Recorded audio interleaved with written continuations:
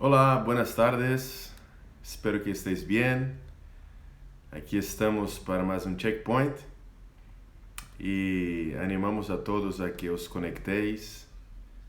Animamos a todos que inviteis, ¿no? A alguien para estar aquí con nosotros, a fin de que podamos leer juntos la palabra de Dios.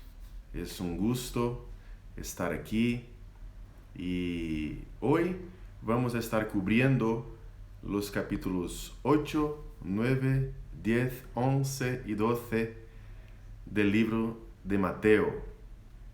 Y estamos contentos por la compañía, la gente está llegando, ¿no? Qué bueno, qué bueno, qué bueno, maravilla. Más gente interesándose por leer la palabra de Dios, ¿no? Qué maravilla. Gloria a Dios, así es. Así debe ser. Bueno, queremos de verdad iniciar en esta tarde orando a Dios, buscándole a Él, pidiendo que su Espíritu Santo nos alumbre nuestra mente, nuestro entendimiento, nuestra conciencia, y también dándonos que el Espíritu Santo nos dé el poder, la capacidad para poner por obra la palabra de Dios. Queremos animarte a abrir la Biblia con nosotros. Gloria a Dios. Así que oremos en esta tarde. Padre Santo y Eterno, muchas gracias, Señor, por todo lo que has hecho por nosotros, por el privilegio que tenemos de estar con la Biblia abierta para escuchar tu dulce voz, hablando a nuestros corazones. Te pedimos que tu Espíritu Santo esté alumbrando nuestra mente, nuestro entendimiento, para que no solamente comprendamos, sino también que nos dé el poder, la capacitación para poner por obra aquello, Señor, que aprenderemos en esta tarde. Creemos verdaderamente que cuando abrimos tu palabra, Señor, tú hablas con nosotros. Y te rogamos que tú alumbres no solamente mi entendimiento, sino también el entendimiento de cada persona que está conectada con nosotros. Y no solamente eso, Señor, pedimos también que haya un interés genuino, verdadero, en leer tu palabra, Señor, a diario. Sí, Señor. Ayuda a aquellos que no han conseguido, que aún no han disfrutado, Señor, de este hábito saludable de abrir la Biblia todos los días, Señor. Y te pedimos que lo hagas para la gloria de tu nombre y lo hagas para alegría de cada uno de nosotros y edificación de cada persona. Si oramos en el nombre de Jesús. Amén. Muy bien, queremos en esta tarde empezar a leer el capítulo 8 del Evangelio de Mateo, y vamos a empezar leyendo, ¿no? Y pausando a veces para hacer un comentario u otro en los momentos que entendamos necesario, ¿vale? Capítulo 8 del Evangelio de Mateo, sigamos juntos en el nombre de Jesús. Cuando descendió Jesús del monte, le seguía mucha gente. Y aquí vino un leproso y se postró ante él diciendo: Señor, si quieres, puedes limpiarme. Jesús extendió la mano y le tocó diciendo: quiero, sé limpio. Y al instante su lepra desapareció. Entonces Jesús le dijo: mira, no lo digas a nadie, sino ve, muéstrate al sacerdote y presenta la ofrenda que ordenó Moisés para testimonio a ellos.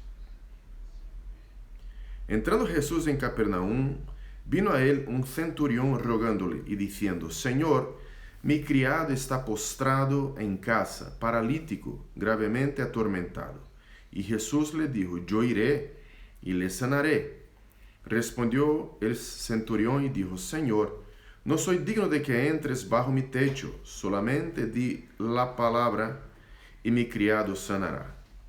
Porque también yo soy hombre bajo autoridad, y tengo bajo mis órdenes soldados, y digo a este, ve, y va, y al otro, ven, y viene, y a mi siervo, haz esto, y lo hace. Al oírlo Jesús se maravilló, y dijo a los que le seguían: de cierto os digo, que ni aun en Israel he hallado tanta fe. Y os digo que vendrán muchos del oriente y del occidente, y se sentarán con Abraham e Isaac y Jacob en el reino de los cielos. Mas los hijos del reino serán echados a las tinieblas de afuera. Allí será el lloro y el crujir de dientes. Entonces Jesús dijo al centurión: ve, y como creíste, te sea hecho. Y su criado fue sanado en aquella misma hora. Estamos aquí delante de dos situaciones muy interesantes. La primera es del leproso. La lepra era una enfermedad muy seria y que causaba de verdad un distanciamiento, ¿no? Una separación del leproso de la sociedad en general. Y es interesante que se había creado en el consciente colectivo judío la idea de que solamente el Mesías podría sanar un leproso. Y Jesús lo hace. Interesante que la manera que Jesús lo sana no es solamente dando una palabra, ¿no? Sino también que toca el leproso y tampoco está preocupado con ser contaminado con el leproso, sino está seguro de que es la salud que hay en él, en Cristo, ¿no? Es la sanidad que hay en Cristo, la perfección que hay en Cristo que será transmitida y comunicada al leproso. Luego Jesús es invitado, ¿no? por así decir, por un centurión que era un romano, ¿no? Una persona que tenía una idea muy concreta de que un judío jamás entraría en la casa de un romano, y pide que sane a su siervo, a su criado. Ya pasa algo aquí muy raro, ¿no? En la vida de ese romano, porque un romano estar preocupado con la salud de su siervo, de un esclavo, ya es algo que ya se nota ahí el Espíritu Santo trabajando en la vida de ese centurión, ¿no? Y Cristo tampoco está preocupado en no entrar en la casa del centurión. El centurión se admira y dice: mira, no hace falta que tú vengas a mi casa, basta que tú des una palabra, porque yo reconozco que tú tienes autoridad, así como yo soy un hombre bajo autoridad y digo, ¿no? A uno ve y va, y ven y viene, y hace eso y lo hace. Y Cristo se maravilla mucho de esa fe del centurión, porque así como solamente por su palabra Dios ha hecho el universo, la creación, así también Cristo, siendo el mismo Dios hecho carne, apenas con una palabra puede cambiar, puede mover todas las cosas. Qué maravilla, ¿no? Verso 14 dice: vino Jesús a casa de Pedro y vio a la suegra de este postrada en cama con fiebre, y tocó su mano, y la fiebre la dejó. Y ella se levantó y le servía. Y cuando llegó la noche, trajeron a él muchos endemoniados, y con la palabra echó fuera a los demonios y sanó a todos los enfermos. Para que se cumpliese lo dicho por el profeta Isaías, cuando dijo: Él mismo tomó nuestras enfermedades y llevó nuestras dolencias. Viéndose Jesús rodeado de mucha gente, mandó pasar al otro lado. Y vino un escriba y le dijo: Maestro, te seguiré a donde quiera que vayas. Jesús le dijo: las zorras tienen guaridas y las aves del cielo nidos, mas el Hijo del Hombre no tiene donde recostar su cabeza. Otro de sus discípulos le dijo, Señor, permíteme que vaya primero y entierre a mi Padre. Jesús le dijo, sígueme, deja que los muertos entierren a sus muertos. Las personas aquí están tomando conocimiento de que Cristo está de verdad haciendo cosas maravillosas, milagros, señales poderosas, y quieren seguir a Jesús. Este hombre aquí parece que quiere seguir a Jesús a la ligera, ¿no? Pero Jesús le advierte que seguir a Él tiene un coste. Hay algo que necesitamos dejar atrás para poder seguir Jesús. Y muchas veces en este pasaje nosotros podemos ver que necesitamos dejar cosas que dentro de nuestra cultura son muy importantes. Para este hombre era importante enterrar a su padre, pero Jesús le dijo, no, ven ahora mismo. Interesante que otra manera de se interpretar también este pasaje, ¿no? Donde el hombre dice que necesitaba enterrar a su padre, quizás fuese también una excusa para ese hombre, como que diciendo, no puedo seguirte mientras viva mi padre. De una manera o de otra, el hombre está presentando una excusa que para quien de verdad quiere seguir a Cristo no es suficiente. Cristo demanda de nosotros una lealtad plena, toda para Él. 23. Y entrando Él en la barca, sus discípulos le siguieron. Y aquí que se levantó en el mar una tempestad tan grande que las olas cubrían la barca, pero Él dormía. Y vinieron sus discípulos y le despertaron, diciendo, Señor, sálvanos, que perecemos. Él les dijo, ¿por qué teméis, hombres de poca fe? Entonces, levantándose, reprendió a los vientos y al mar, y se hizo grande bonanza. Y los hombres se maravillaron, diciendo, ¿qué hombre es este, que aun los vientos y el mar le obedecen? Cuando llegó a la otra orilla, a la tierra de los Gadarenos, vinieron a su encuentro 2 endemoniados que salían de los sepulcros, feroces en gran manera, tanto que nadie podía pasar por aquel camino, y clamaron diciendo, ¿qué tienes con nosotros, Jesús, Hijo de Dios? ¿Has venido acá para atormentarnos antes de tiempo? Estaba paciendo lejos de ellos un hato de muchos cerdos. Y los demonios le rogaron diciendo, si nos echas fuera, permítenos ir a aquel hato de cerdos. Él les dijo, id, y ellos salieron, y se fueron a aquel hato de cerdos. Y aquí todo el hato de cerdos se precipitó en el mar por un despeñadero, y perecieron en las aguas. Y los que apacentaban huyeron, y viniendo a la ciudad, contaron todas las cosas, y lo que había pasado con los endemoniados. Y toda la ciudad salió al encuentro de Jesús, y cuando le vieron, le rogaron que se fuera de sus contornos. Primeramente, Jesús enseña aquí su poder sobre la creación. Jesús es aquel que puede dar orden al mar, al viento, a todo lo que sea, porque en Él reposa toda la autoridad en los cielos y en la tierra. Luego, con ese pasaje de los endemoniados gadarenos, nosotros podemos hacer una asociación muy íntima con la liberación que Dios el Padre, Jehová, ha hecho a su pueblo en Egipto. Si te recuerdas, el pueblo de Israel ha sido libertado de Egipto y, por así decir, la última prueba, ¿no?, por la cual pasaron había sido justamente atravesar el Mar Rojo. Y cuando atravesan el Mar Rojo, ¿qué pasa? Los egipcios vienen atrás y son hundidos por las aguas del Mar Rojo. Aquí nosotros estamos viendo algo parecido, ¿no?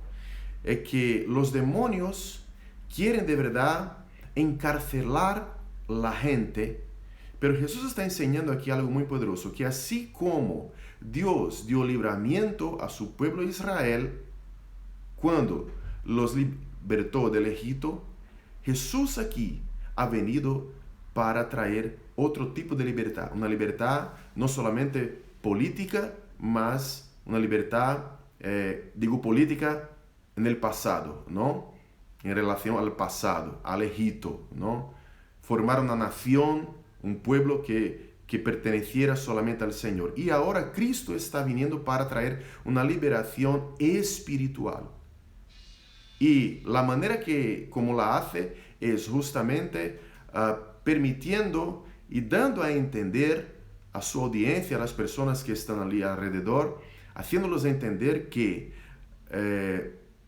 un ejército ahora de cerdos, ¿no?, ha sido puesto en el abismo, ha sido puesto también y hundido en el mar. El hombre ha sido libertado y los enemigos de verdad han sido derrotados en el mar como en Egipto, ¿vale? Esa asociación es muy importante que tengamos en cuenta, porque lo que Dios hizo en el pasado con Israel de manera histórica, Dios en Cristo va a hacer ahora por medio de Cristo de manera espiritual. Capítulo 9. Entonces, entrando Jesús en la barca, pasó al otro lado y vino a su ciudad. Y sucedió que le trajeron un paralítico tendido sobre una cama. Y al ver Jesús la fe de ellos, dijo al paralítico: ten ánimo, hijo, tus pecados te son perdonados. Entonces, algunos de los escribas decían dentro de sí: este blasfema. Y conociendo Jesús los pensamientos de ellos, dijo: ¿por qué pensáis mal en vuestros corazones? ¿Por qué? ¿Qué es más fácil decir: los pecados te son perdonados, o decir: levántate y anda? Pues para que sepas que el Hijo del Hombre tiene potestad en la tierra para perdonar pecados, dice entonces al paralítico: levántate, toma tu cama y vete a tu casa. Entonces él se levantó y se fue a su casa. Y la gente, al verlo, se maravilló y glorificó a Dios, que había dado tal potestad a los hombres. Maravilloso, ¿no? Perdón de pecados. ¿Qué es más fácil decir? ¿Tus pecados te son perdonados, o levántate y anda? Obviamente alguien diría, ¿no? Tus pecados te son perdonados. Porque cuando alguien lo dice, no hay como comprobar, no hay como verificar si los pecados te son perdonados. Pero Cristo dice algo mucho más profundo, ¿no? Para que sepáis que el Hijo del Hombre tiene poder sobre la tierra para perdonar pecados, a ti te digo, levántate y anda. El hombre se levanta y anda. Así que la gente no tiene más que hacer sino creer que de verdad están delante del Mesías, el Dios hecho carne, perdonador de pecados. Verso 9 del capítulo 9. Pasando Jesús de allí, vio a un hombre llamado Mateo que estaba sentado al banco de los tributos públicos y le dijo: sígueme. Y se levantó y le siguió.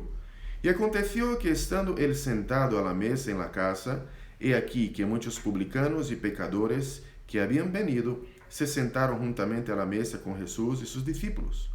Cuando vieron esto los fariseos, dijeron los discípulos: ¿por qué come vuestro maestro con los publicanos y pecadores? Al oír esto, Jesús les dijo: los sanos no tienen necesidad de médico, sino los enfermos. Id pues y aprended lo que significa misericordia quiero y no sacrificio, porque no he venido a llamar a justos, sino a pecadores al arrepentimiento. Queda claro aquí la manera sabia como Jesús responde, ¿no? Él ha venido para juntarse, para unirse y para sanar a la gente que estaba alejada de un tratamiento digno por parte de aquellos que hablaban en nombre de Dios. Y Jesús, es eso que Jesús hace, ¿no? A veces la gente pregunta a nosotros: ¿cómo puede que ha sido un ladrón, ha sido una prostituta, ha sido un drogadito, ha sido una persona muy mala y ahora dice que es creyente? Sí, claro, porque Jesús no ha venido para los sanos, Jesús ha venido para los enfermos. Y la lección que nos queda es, y que muchas veces no admiten algunos, es que todos estamos enfermos. Entonces vinieron a él los discípulos de Juan diciendo, ¿por qué nosotros y los fariseos ayunamos muchas veces y tus discípulos no ayunan? Jesús les dijo, ¿acaso pueden los que están de bodas tener luto entre tanto que el esposo está con ellos? Pero vendrán días cuando el esposo les será quitado y entonces ayunarán. Nadie pone remiendo de paño nuevo en vestido viejo, porque el tal remiendo tira del vestido y se hace peor la rotura. Ni echan vino nuevo en odres viejos. De otra manera, los odres se rompen y el vino se derrama y los odres se pierden. Pero echan el vino nuevo en odres nuevos y lo uno a lo otro se conservan juntamente. Mientras él les decía estas cosas, vino un hombre principal y se postró ante él diciendo, mi hija acaba de morir, mas ven y pon tu mano sobre ella y vivirá.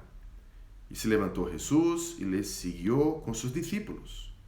Y aquí una mujer enferma de flujo de sangre desde hacía 12 años, se le acercó por detrás y tocó el borde de su manto, porque decía dentro de sí, si tocare solamente su manto, seré salva. Pero Jesús, volviéndose y mirándola, dijo, ten ánimo, hija, tu fe te ha salvado. Y la mujer fue salva desde aquella hora. Al entrar Jesús en la casa del principal, viendo a los que tocaban flautas y la gente que hacía alboroto, les dijo, apartaos, porque la niña no está muerta, sino duerme. Y se burlaban de él. Pero cuando la gente había sido echada fuera, entró y tomó de la mano a la niña, y ella se levantó. Y se difundió la fama de esto por toda aquella tierra. Es interesante aquí que Jesús enseña misericordia, ¿no? Enseña misericordia. Lo que me encanta es que había una profecía en Malaquías diciendo que el Mesías traería la sanidad en el borde de su manto. Y las personas que habían escuchado la profecía de Malaquías ahora tienen la valentía de verificar, ¿no? Como quiere comprobar, ¿será que él es de verdad el Mesías? A ver si cuando toque el manto, ¿no? O su manto, el borde de su manto, soy sanado, ¿no? Y eso también es fe, ¿no? La gente que había creído en lo que había escuchado y luego ha dado un paso de fe, ha hecho lo que se esperaba de alguien que verdaderamente creía cómo el Mesías se manifestaría, con la sanidad en el borde de su manto. Ese paso de esa mujer es algo extraordinario y habla mucho a nosotros y enseña mucho a nosotros. Así como también de este hombre, ¿no? El principal de la sinagoga, que está ahí preocupado, ¿no? Con su hija, pero cree que Jesús es poderoso para hacer. Y Jesús tiene tanta convicción de quién es, que no está preocupado con aquellos que se están burlando de él. Él entra, hace el milagro y luego la gente pasa a maravillarse, ¿no? Con la señal que Cristo había manifestado. Verso 27 dice, pasando Jesús de allí, le siguieron 2 ciegos, dando voces y diciendo, ten misericordia de nosotros, hijo de David. Y llegado a la casa vinieron a él 2 ciegos, y Jesús les dijo, ¿creéis que puede hacer esto? Ellos dijeron, sí, Señor. Entonces les tocó los ojos, diciendo, conforme a vuestra fe os sea hecho. Y los ojos de ellos fueron abiertos, y Jesús les encargó rigurosamente, diciendo, mirad que nadie lo sepa. Pero salidos ellos, divulgaron la fama de él por toda aquella tierra. Mientras salían ellos, he aquí le trajeron un mudo endemoniado. Y echado fuera el demonio, el mudo habló. Y la gente se maravillaba y decía, nunca se ha visto cosa semejante en Israel. Pero los fariseos decían, por el príncipe de los demonios echa fuera los demonios. Recorría Jesús todas las ciudades y aldeas, enseñando en las sinagogas de ellos y predicando el evangelio del reino, y sanando toda enfermedad y toda dolencia en el pueblo. Y al ver las multitudes, tuvo compasión de ellas porque estaban desamparadas y dispersas como ovejas que no tienen pastor. Entonces dijo a sus discípulos: a la verdad la mies es mucha, mas los obreros pocos. Rogad pues al Señor la mies que envíe obreros a su mies. Es interesante esta porción de los ciegos, ¿no? Porque ellos claman: Jesús, hijo de David. Hijo de David era un título mesiánico. La gente no llamaba a hijo de David a un cualquiera. Y cuando Jesús le pregunta: ¿creéis que de hecho puede hacer eso? ¿Estáis seguros que puede hacer eso? Y él responde: sí. Y cuando dicen sí, es porque están creyendo que de verdad están delante del Mesías. Y Jesús los sana, ¿no? Pero ellos no consiguen quedar callados con tamaña bendición y salen hablando a la gente lo que había sucedido. Luego, interesante esa parte del mudo, porque no es un encuentro fortuito de Jesús con un mudo. Es que le trajeron, dice el texto, verso 32, le trajeron. Y un mudo endemoniado. Debemos recordar que los rabinos también expulsaban demonios, pero tenían un método para expulsar demonios. Ellos pedían o determinaban o ordenaban al demonio que el demonio dijera su nombre, para que, utilizando la autoridad del nombre de Jehová, los pudiese expulsar, casi que no sale, ¿no? Los pudiese expulsar. Así que, cuando es un problema eso de un endemoniado mudo. ¿Por qué? Porque cuando le preguntaba su nombre, los demonios no decían su nombre. Y luego ellos quedaban sin ninguna acción, sin poder hacerlo. Por eso le trajeron a Jesús. Le trajeron un mudo a Jesús, ¿verdad? Un endemoniado mudo. Y Jesús lo sana, expulsa el demonio. Y ellos se han maravillado de manera tan grande que Mateo registra y dice, verso 33, nunca se ha visto cosa semejante en Israel. Era otra señal de que solamente, otro milagro, otra sanidad que solamente el Mesías podría hacer, podría realizar. En el consciente colectivo judío, solamente el Mesías podría sanar un endemoniado mudo. Y Jesús, después de pasar por todo eso, ver la necesidad de la gente, él habla con sus discípulos y dice, roguemos al Señor, ¿no?, de la mies, que envíe obreros, porque la necesidad de la gente es muy grande y se necesita obreros. Capítulo 10. Entonces, llamando a sus 12 discípulos, les dio autoridad sobre los espíritus inmundos para que los echasen fuera y para sanar toda enfermedad y toda dolencia. Los nombres de los 12 apóstoles son estos. Primero Simón, llamado Pedro, y Andrés, su hermano, Jacobo, hijo de Zebedeo, y Juan, su hermano, Felipe, Bartolomé, Tomás, Mateo el publicano, Jacobo, hijo de Alfeo, Lebeo, por sobrenombre Tadeo, Simón el cananista, y Judas Iscariote, el que también le entregó. A estos 12 envió Jesús y les dio instrucciones diciendo, por camino de gentiles no vayáis, y en ciudad de samaritanos no entréis, sino id antes a las ovejas perdidas de la casa de Israel. Y yendo, predicad, diciendo, el reino de los cielos se ha acercado. Sanad enfermos, limpiad leprosos, resucitad muertos, echad fuera demonios. De gracia recibisteis, dad de gracia. No os proveáis de oro, ni plata, ni cobre en vuestros cintos, ni de alforja para el camino, ni de 2 túnicas, ni de calzado, ni de bordón, porque el obrero es digno de su alimento. Mas en cualquier ciudad o aldea donde entréis, informaos quién en ella sea digno, y posad allí hasta que salgáis. Y al entrar en la casa, saludadla. Y si la casa fuere digna, vuestra paz vendrá sobre ella. Mas si no fuere digna, vuestra paz se volverá a vosotros. Y si alguno no os recibiere, ni oyere vuestras palabras, salid de aquella casa o ciudad y sacudid el polvo de vuestros pies. De cierto os digo que en el día del juicio será más tolerable el castigo para la tierra de Sodoma y de Gomorra que para aquella ciudad.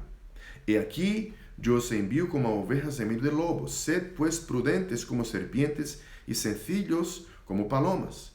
Y guardaos de los hombres, porque os entregarán a los concilios, y en sus sinagogas os azotarán.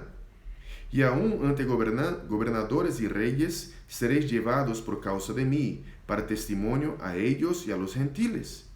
Mas cuando os entreguen, no os preocupéis por cómo o qué hablaréis, porque en aquella hora os será dado lo que habéis de hablar.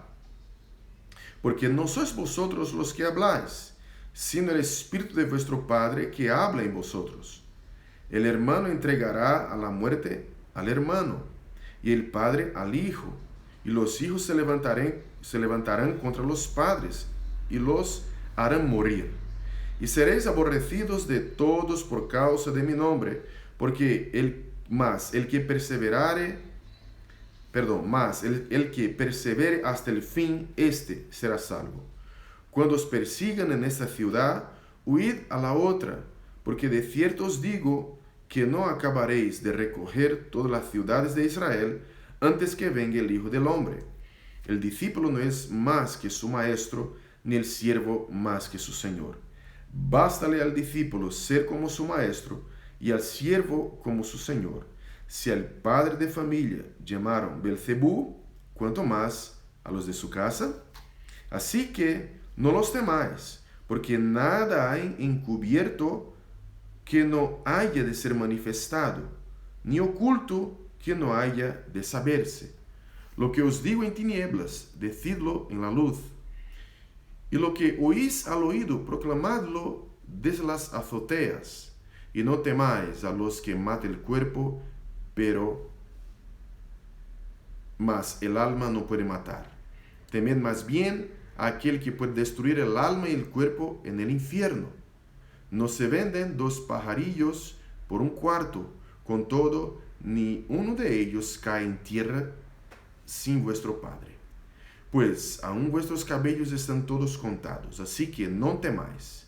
Más valéis vosotros que muchos pajarillos. A cualquiera, pues, que me confiese delante de los hombres, yo también les confesaré delante de mi Padre que está en los cielos. Y a cualquiera que me niegue delante de los hombres, yo también le negaré delante de mi Padre que está en los cielos. No penséis que he venido para traer paz a la tierra. No he venido para traer paz, sino espada. Porque he venido para poner en disensión al hombre contra su padre, a la hija contra su madre, y a la nuera contra su suegra. Y los enemigos del hombre serán los de su casa. El que ama a padre o madre más que a mí, no es digno de mí. El que ama al hijo o hija más que a mí, no es digno de mí. Y el que no toma su cruz y sigue en pos de mí, no es digno de mí. El que haya su vida la perderá, y el que pierde su vida por causa de mí la hallará. El que a vosotros recibe, a mí me recibe, y el que me recibe a mí, recibe al que me envió. El que recibe a un profeta, por cuanto es profeta, recompensa de profeta recibirá. Y el que recibe a un justo, por cuanto es justo, recompensa de justo recibirá. Y cualquiera que dé a uno de estos pequeñitos un vaso de agua fría solamente, por cuanto es discípulo, de cierto os digo que no perderá su recompensa. Este capítulo 10 habla del segundo discurso de Jesús aquí presente en el Evangelio de Mateo.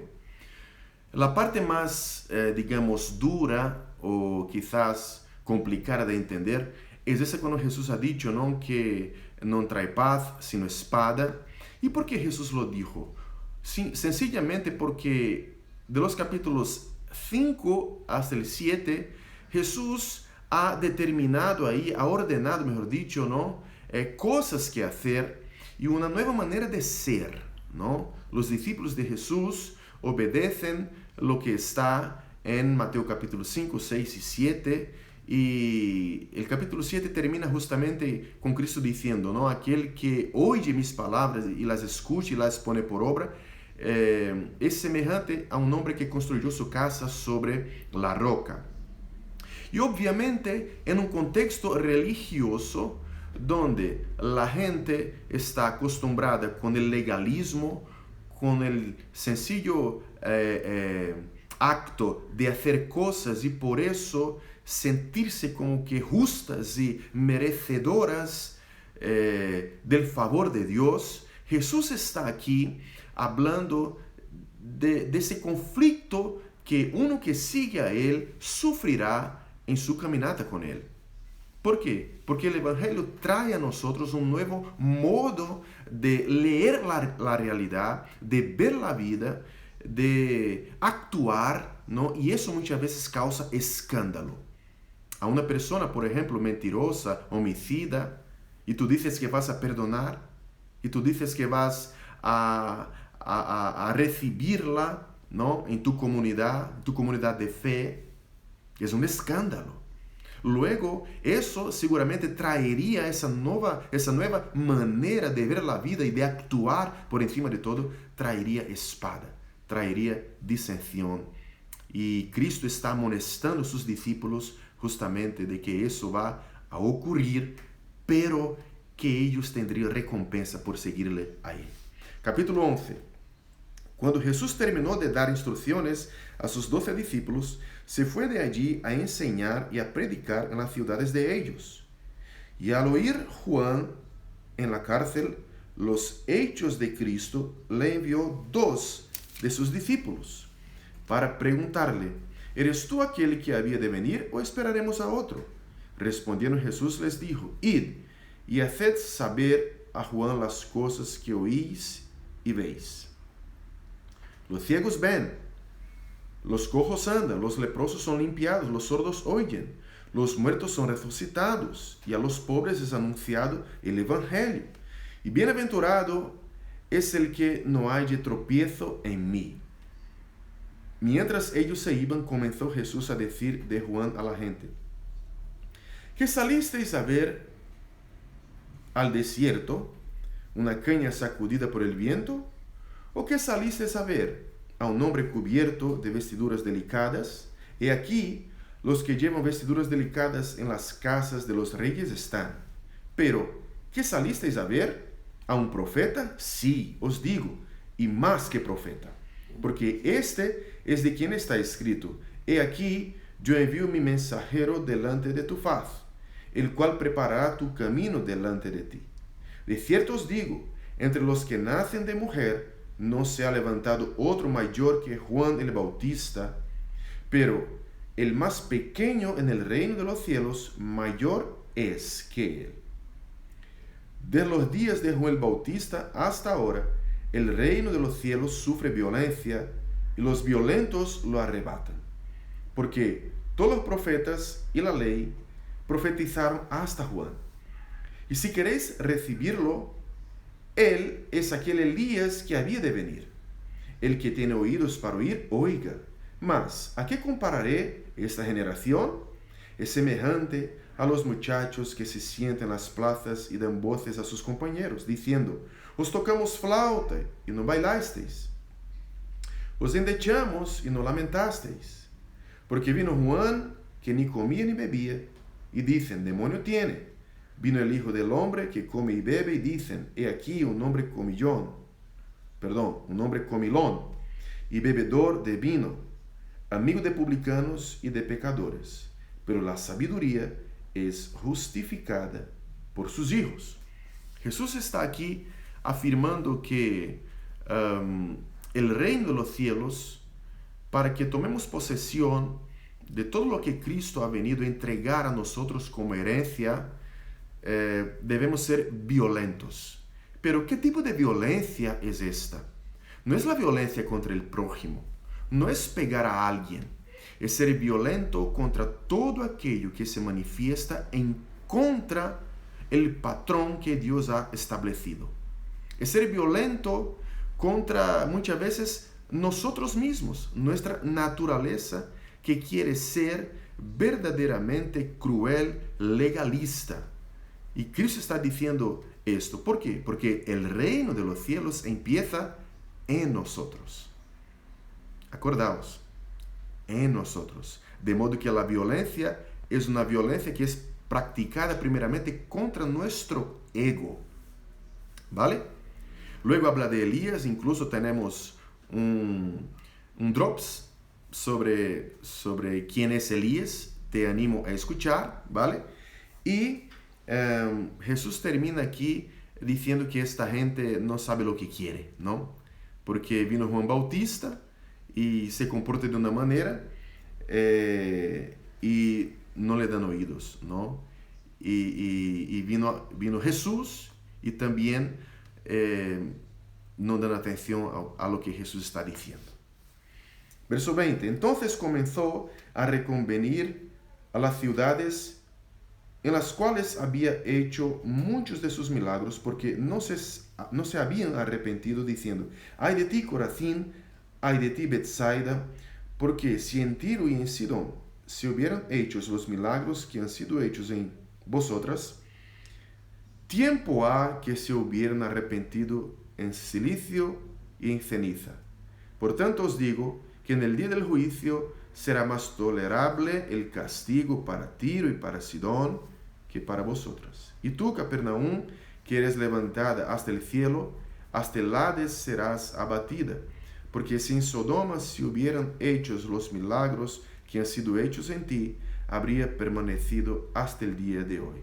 Por tanto os digo que en el día del juicio será más tolerable el castigo para la tierra de Sodoma que para ti. En aquel tiempo, respondiendo Jesús, dijo: te alabo, Padre, Señor del cielo y de la tierra, porque escondiste estas cosas de los sabios y de los entendidos y las revelaste a los niños. Sí, Padre, porque así te agradó. Porque todas las cosas me fueron entregadas por mi Padre, y nadie conoce al Hijo sino el Padre, ni el Padre conoce a alguno sino el Hijo, y aquel a quien el Hijo lo quiera revelar. Venid a mí, todos los que estáis trabajados y cargados, y yo os haré descansar.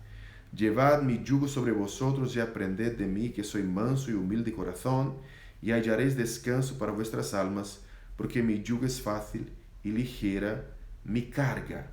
Jesús termina el capítulo 11 criticando las ciudades que han visto los milagros que él había manifestado y que señalaban verdaderamente que él era el Mesías. Y está diciendo: mira, ciudades en la antigüedad no creyeron a Jehová, pero el juicio será más duro para vosotros, porque en el pasado Dios no se había manifestado corporalmente, ¿no? Misericordia. Hoy estoy horrible, ¿no? De manera corpórea, así es, en Cristo Jesús. Y estas ciudades que ahora están viendo a Jesús en persona, ellas necesitarían, ¿no?, reconocer a Cristo, pero no están reconociendo a Cristo. Por lo tanto, el juicio será más duro para ellas. Capítulo 12, y aquí es el último capítulo que vamos a ver, ¿no?, a leer en esta tarde. Dice: en aquel tiempo iba Jesús por los sembrados en un día de reposo, y sus discípulos tuvieron hambre y comenzaron a arrancar espigas y a comer. Viéndolo los fariseos le dijeron: he aquí, tus discípulos hacen lo que no es lícito hacer en el día de reposo. Pero él les dijo, ¿no habéis leído lo que hizo David cuando él y los que con él estaban tuvieron hambre? Como entró en la casa de Dios y comió los panes de la proposición, que no les era lícito comer ni a él ni a los que con él estaban, sino solamente a los sacerdotes. ¿O no habéis leído en la ley como en el día de reposo los sacerdotes en el templo profanan el día de reposo y son sin culpa? Pues os digo que uno mayor que el templo está aquí. Y si supieseis qué significa misericordia quiere, no sacrificio, no condenaríais a los inocentes, porque el Hijo del Hombre es Señor del día de reposo. Pasando de allí, vino a la sinagoga de ellos. Y aquí había allí uno que tenía seca una mano, y preguntaron a Jesús para poder acusarle, ¿es lícito sanar en el día de reposo? Él les dijo, ¿qué hombre habrá de vosotros que tenga una oveja, y si ésta cayere en un hoyo en día de reposo, no le eche mano y la levante? Pues, ¿cuánto más vale un hombre que una oveja? Por consiguiente, es lícito hacer el bien en los días de reposo. Entonces dijo aquel hombre, extiende tu mano. Y él la extendió y le fue restaurada sana como la otra. Y salidos los fariseos, tuvieron consejo contra Jesús para destruirle. Sabiendo esto, Jesús se apartó de allí y le siguió mucha gente y sanaba a todos. Y les encargaba rigurosamente que no le descubriesen, para que se cumpliese lo dicho por el profeta Isaías cuando dijo, he aquí mi siervo, a quien he escogido, mi amado, en quien se agrada mi alma, pondré mi espíritu sobre él, y a los gentiles anunciará juicio. No contenderá, ni voceará, ni nadie oirá en las calles su voz. La caña cascada no quebrará, y el pábilo que humea no apagará, hasta que saque a victoria el juicio. Y en su nombre esperarán los gentiles. Entonces fue traído a él un endemoniado, ciego y mudo, y le sanó, de tal manera que el ciego y mudo veía y hablaba. Y toda la gente estaba atónita y decía, ¿será este aquel hijo de David?